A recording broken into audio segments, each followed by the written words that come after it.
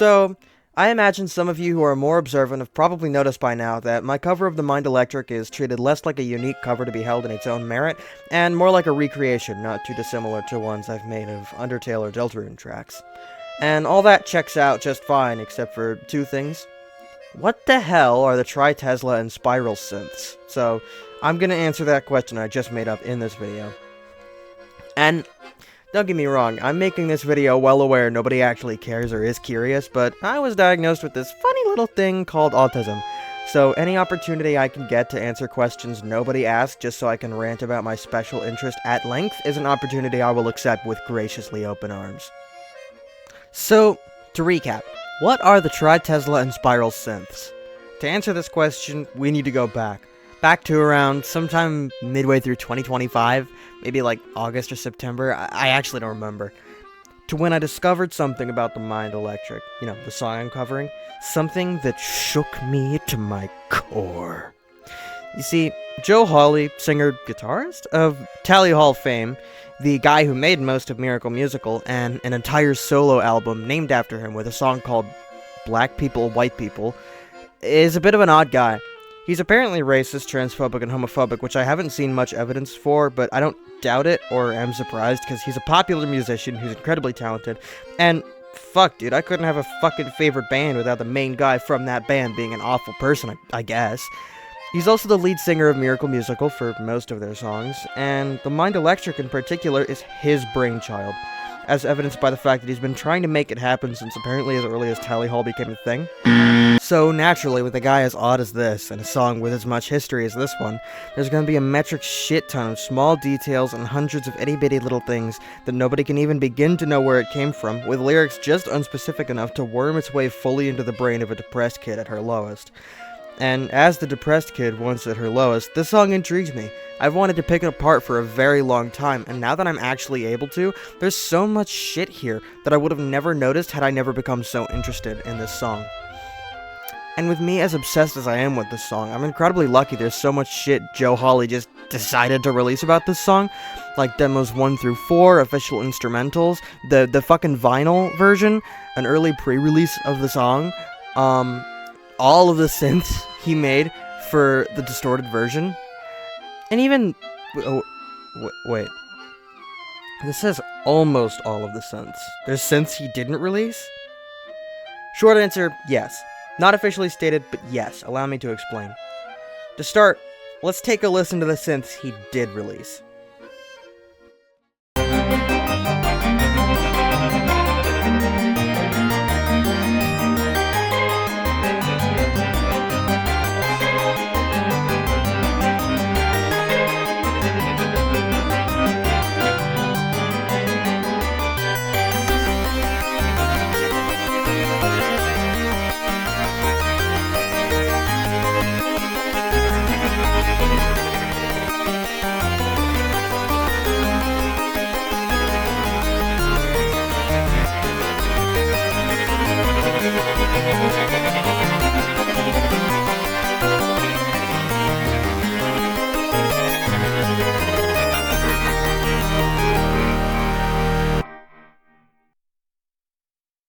So that was pretty...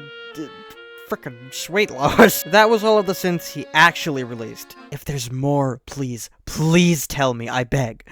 But that's not all of them. And how I know this is actually pretty simple. You just listen to the song. Let's compare for a moment. So, of course, you can hear in the background we've got the reamplification effects. That's pretty easy to hear. You can tell by, some of the parts that peek through, like the pizzicato or this.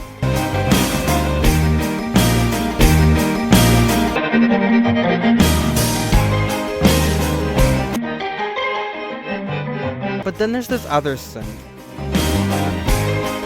It's the most prominent sounding one, and notably, it doesn't sound like any of the others I showed before.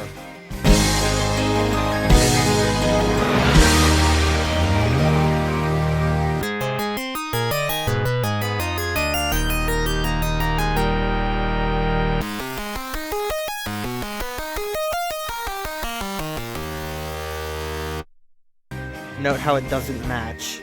This synth is very interesting sounding. It has a very appealing ring to it, but it also has this feel of mystery to me, because it isn't public.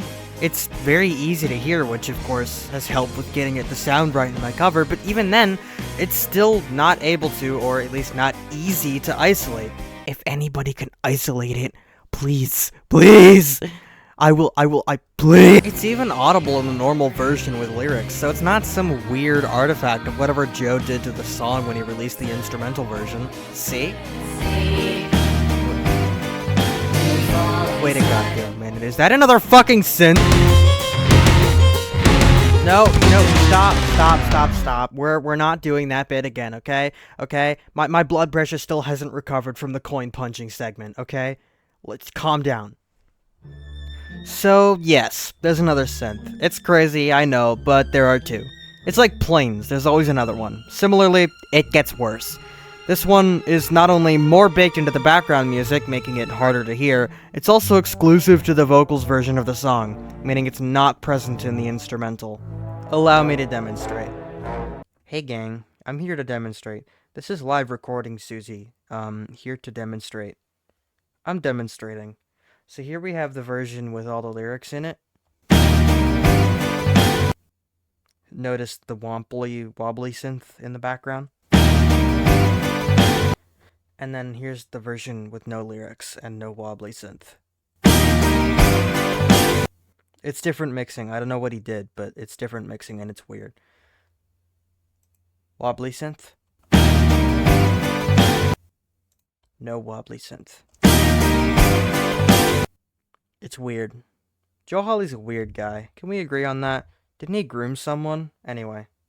I don't know who that was.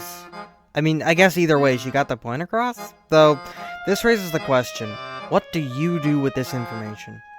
To answer, basically anything you want to do with it. Want to do nothing? Fine by me. Want to extract the synths? Be my guest. Please. Want to recreate them? Go right ahead. That's what I tried. Anything goes with this, and honestly, I only made the video to share this knowledge, and of course, partly to rant about my special interest. I really want to see what you all want to do with this, but aside from that, I have nothing more to say. On a side note, while I was setting up that demonstration clip, I accidentally isolated the chords in the reamplification effect, so I'll be doing my general thing over by that concept for the next little bit after I upload this. Also, on an even sadder note, I heard somewhere that people are more likely to do something if you only ask them to do one thing, as well as apparently the button lights up when I say it, so subscribe. It helps me feel useful. That's it for the video. Bye guys.